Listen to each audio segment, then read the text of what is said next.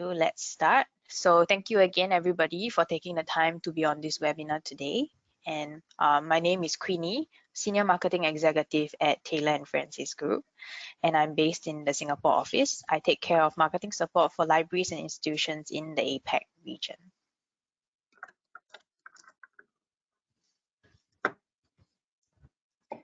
And this is our agenda for today. So for the next 5 to 10 minutes, I'll be talking about Taylor & Francis as a publisher and our content before we move over to the journals platform.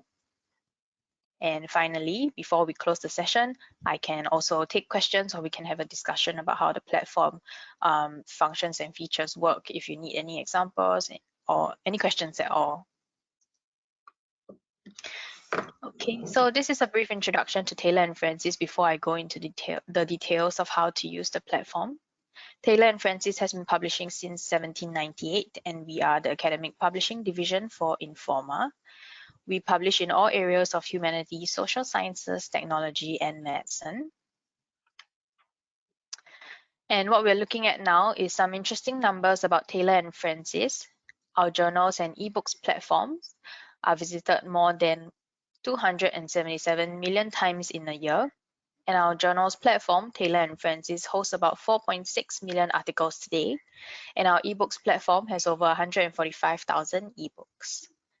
More than 2,300 of Taylor & Francis journals are indexed on Scopus, and more than 930 are ranked top 25%.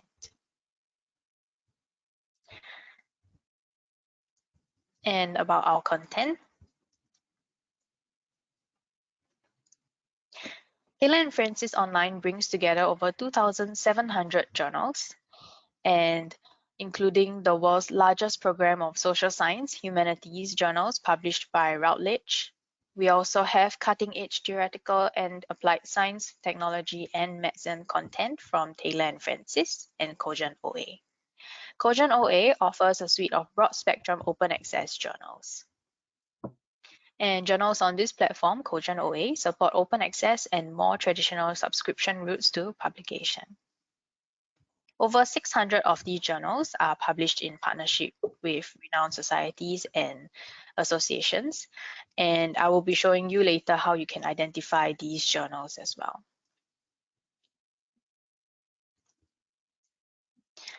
Okay, this is our open access journal. So we offer a range of options to help support open access at universities as well. Our open access memberships and research dashboard provides solutions to support researchers in publishing open access.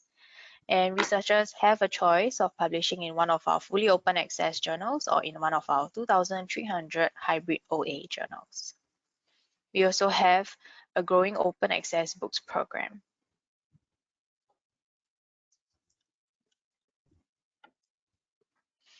And our books, we publish on average 7,000 new books every year for all levels of academic study, including humanities, social sciences, behavioral sciences, law, the built environment, as well as natural science, technology, and medicine.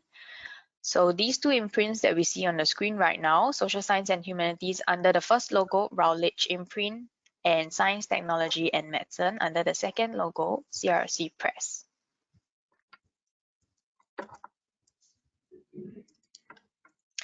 And this is a tree map, just very quickly, to show the breakdown by subject area, the 145,000 ebooks that are being hosted on our ebooks platform. So behavioral science and economics, finance, business and industry as one of our top categories for publishing, area studies and engineering and technology, as well as education.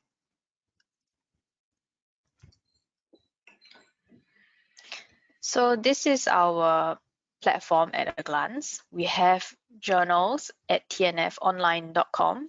We have books at routledge.com, and then our ebooks sit at taylorfrancis.com.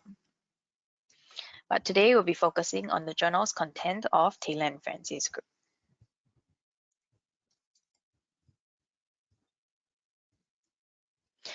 So here, tnfonline.com, this is our journals platform that is constantly being refreshed and improved by our digital team to make sure research discoverability stays at the forefront of the online experience. So adapting to the needs of users, comments and feedbacks we've gained over the last year, we've made important updates, which will make accessing the latest research even more straightforward, like the advanced search, changes to journal pages headers, and improve metrics visibility. And all of these I'll go into details in a short while. And also, users can continue to access knowledge on the move. The platform is fully responsive to all devices and screen sizes without the need to download an extra app. So you can access the platform on your mobile phone, on your tablet, and the content will automatically adjust to fit your screen. So that is the introduction for Taylor and Francis. And now I will move on to the platform so that we can all have a look at the platform live. Let's see. Okay. So this is the platform. And before I go on, I always recommend that users log in before they search for before they begin their research. So let's start by logging in. So if you don't have a login yet, you can click on the register, which is next to the login button. And basically here it explains to you why it is good for you to have your own account, because you can download multiple PDFs from your searches, and then you can also have easy remote access, meaning once you have logged in on your institution's IP address before, you will be able to have remote access for the next 3 months from any location. And this is very useful for us now when we are all working remotely and studying remotely. You can also save your searches and schedule alerts. So what this means is I'll show you how later to save your searches, but you will be able to receive updates every time a new article is being added and it is relevant to your saved search. You can also choose content alerts and be informed whenever a new research that is of interest to you is being added. Once you have saved these content alerts, you can also export your search results, and this is I'll show you the button later as well. So this is the registration part. You just fill it in and set your own password, and you will have your own account created for you. For me, I have an account, so I'm going to go to login. Apart from the creating your account, you can also access through your institution, and this is if the institution already has Open Athens or any third-party single sign-on set up for you. So what you do here is you can put in your institution's name.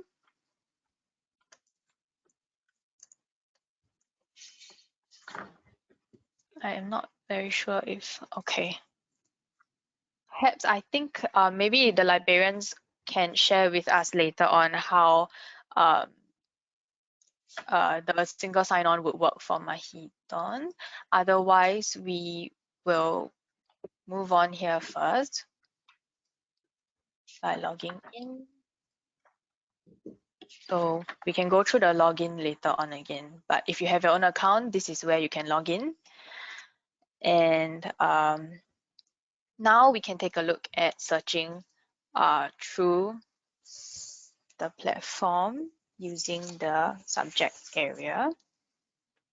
So here, what we're looking at here is the search bar, of course, and then there is this area where you can search by subject area. And just by clicking on a subject area, it would bring you to so let me click on one, humanities. So for example, I'm looking at humanities only. I can begin my search by clicking on this subject area and then put in my filters to make the search even more narrowed. For example, put in the keywords and then put in a subject area that you're looking at. If you have a journal that you're looking at, this is where you can put it in. So this is for searching through the subject areas way. Otherwise, if you know what you're looking for, you can use the search bar. So below the search bar here as well, you can see that there is this counter below. This counter is refreshed every 24 hours. and it will round up the number of articles that are sitting on this platform to the nearest 1,000. So today we have 4,669,000 articles on this platform. And about the keywords here, so we can use a keyword. For example, I'll begin with this. Say a simple example, face mask. This is something that most of us are very familiar with now. So for example, these keywords face mask, 2 words together, it brings me 118,000 articles, which is really a lot to go through. But are these articles what we are looking for? How can we know? We can, if we're looking for the word face mask together, by keying in the words face mask like this, it's showing me all articles that has the words face and all articles that has the words masks. So because of that, the search results may not necessarily be what I'm looking for, which is the face mask that we're wearing these days, right? So if I put in quotation marks like this, I'm showing you how this keyword search bar works using specific terms called Boolean operators. So by putting in these quotation marks, basically what I'm doing is that now my search results are only returning me face mask together. So all of these articles would have the keywords face mask one after another with no words in between. All of these articles would be showing me that search result. So now you can see I only have 2,000 articles to look at, apart from, unlike before, it was 118,000. So this is definitely a lot more manageable. And then what else? After putting in the keyword search, I can also use words like and then I can add more keywords. So by adding more keywords, now I'm putting in face mask and filtration efficiency. So this is returning me keywords that have both of these phrases, face mask and filtration efficiency, in the articles, and now I only have 51 results to look at, which is definitely easier to go through now if I'm doing a research on this topic. What else can I do to narrow the search? I can also have put in subject areas here to narrow my search. I can select a journal if I know I'm looking for a particular journal, and modify the publication date. For example, if I'm looking at only 2020, or rather 2020 to today, and it would narrow my search further. So what else can we do with the search bar? We can also add keywords not, and this would show me face mask but not filtration efficiency, meaning that the search results would have only the words face mask without these words, filtration efficiency. One more thing I wanted to share also, which is this. For example, I use the word music and I add this asterisk at the back. Basically, what this does for the keyword search is that it would take all variations of the words music, and your results here would show any variation. So music, musician, musical, all of these will become keywords within your search as well. So that is for the search bar. If you would need more information on such search, you can also use the advanced search button next to the search bar, and it will give you more tips on how these Boolean operators work. So you can see here, there's and, or not, together with quotation marks, and earlier I mentioned the asterisk as well.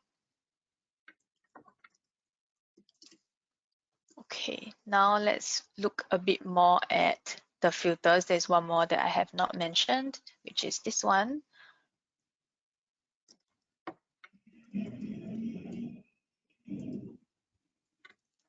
So for example, here, I am looking at access type. I can click on show only content I have full access to.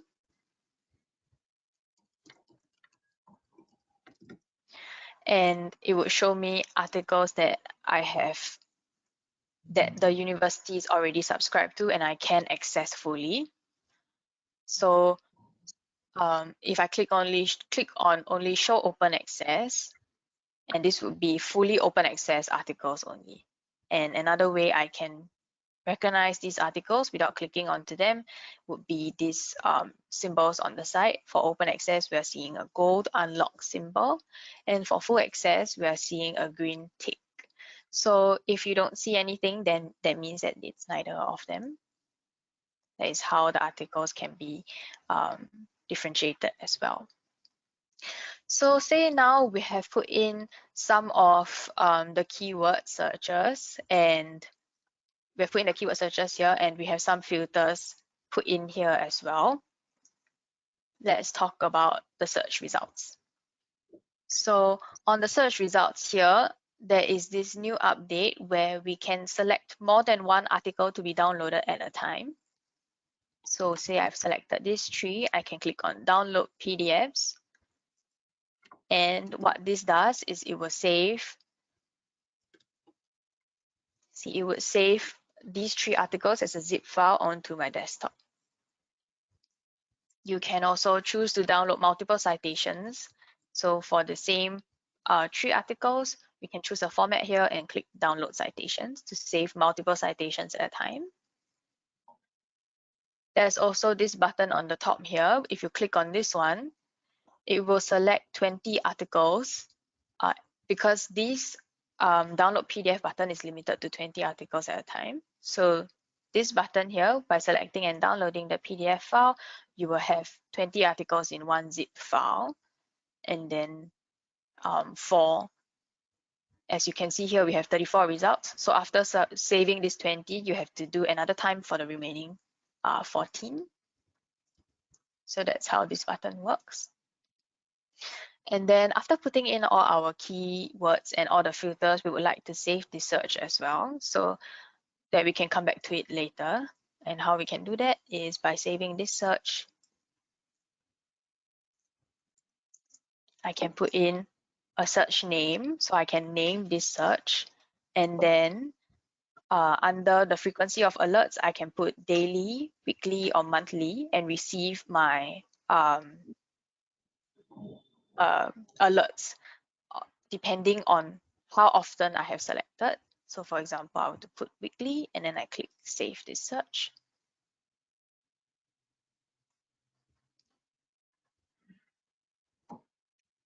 So now the search has been saved, and where can we access it? I will show you. Under your account, go to account settings.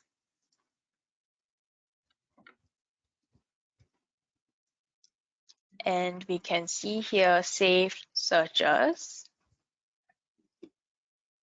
And you can see the search name here.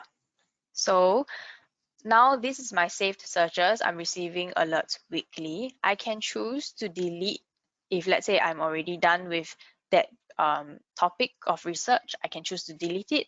If not, I can choose to run it and go back to that same search earlier and see all my filters are still here. So this is how you can access the saved search.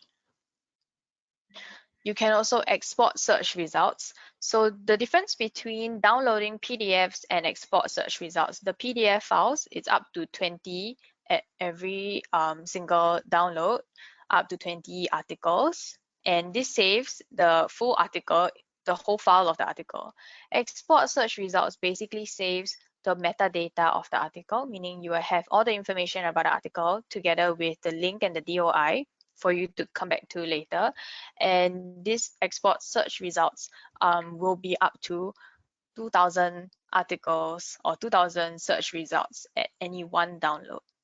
So this is definitely better if you're looking at downloading multiple article information at a time to come back to later.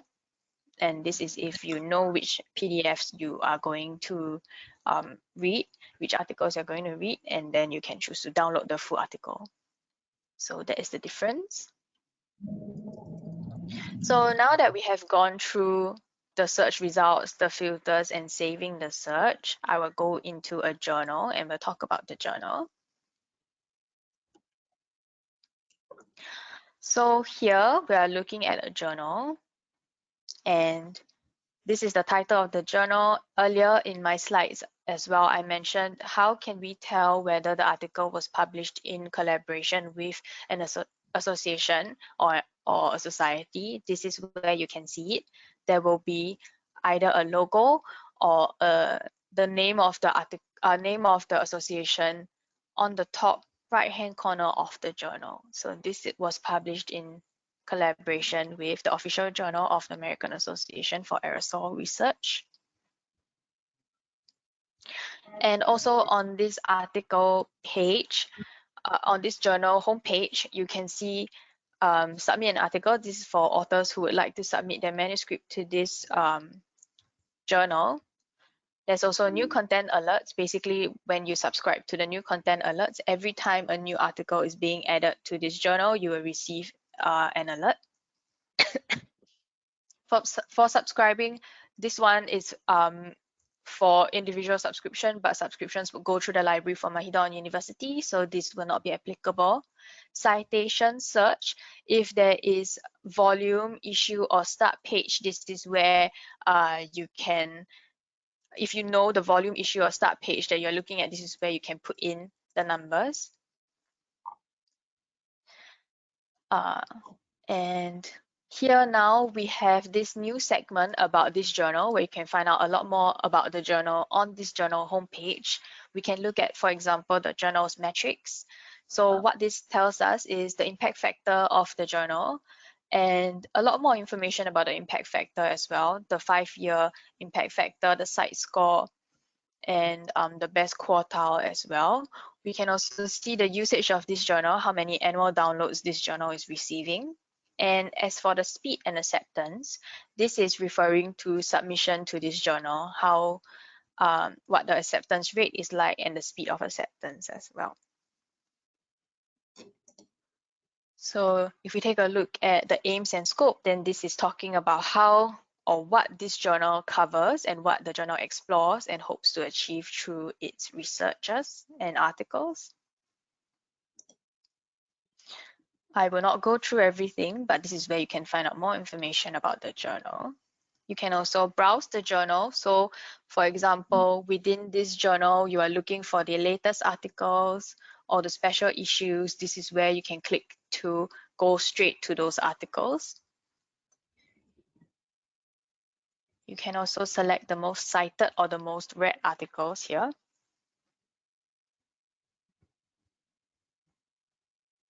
And this gives us information just by looking at the header, the title of the article, and the cross-reference citations without actually clicking into the article. So you can explore what this journal is about before you go into any particular article. So that is mainly what the journal homepage has. And now that we have that, we can go into an article. So for example, I'm looking at this article here.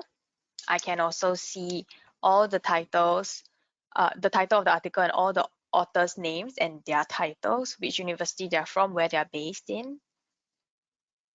And then here you have the article's DOI. Basically, this tells us what the article, this is the link to the article. This tells us the ID of the article. And then on the first page, we have the full article. So this is the abstract and then the article at the bottom. If this article has any figures or data, it will be separated and saved in the shortcut tab, the figures or data tab.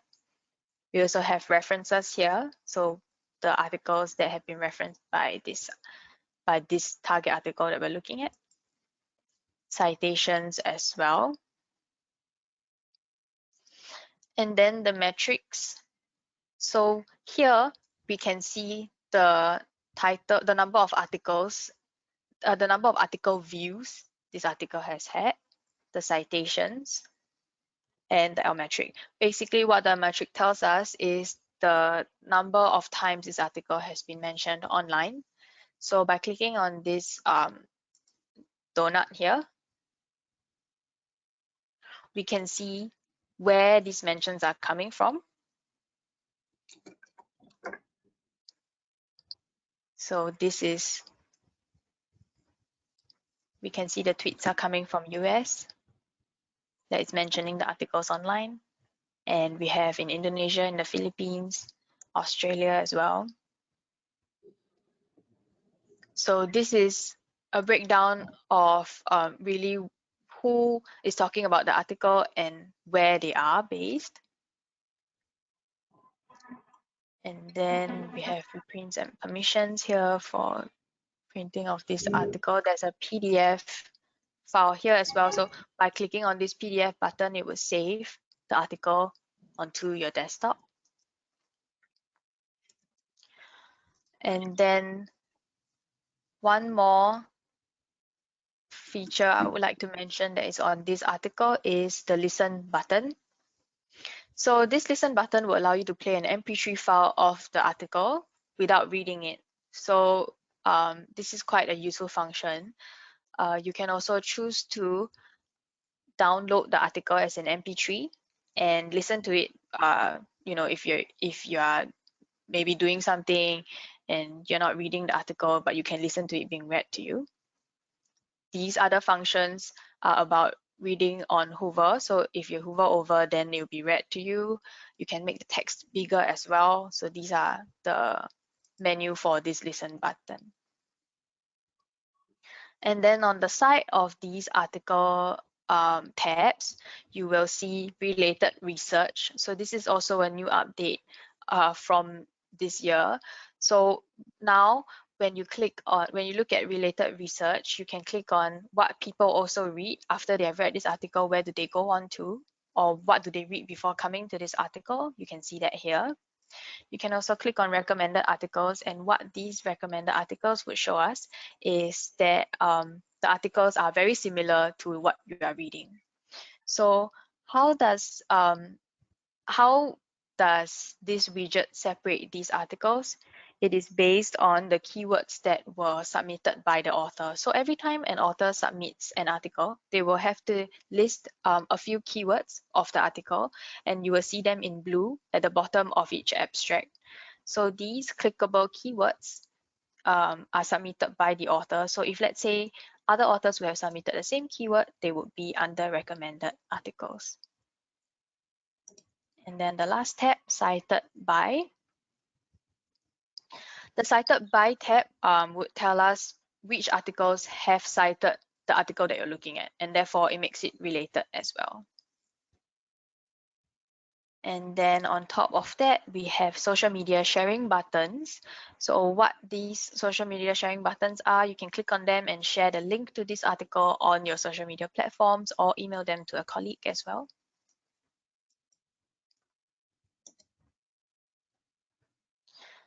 Okay, let me see what else I have not covered.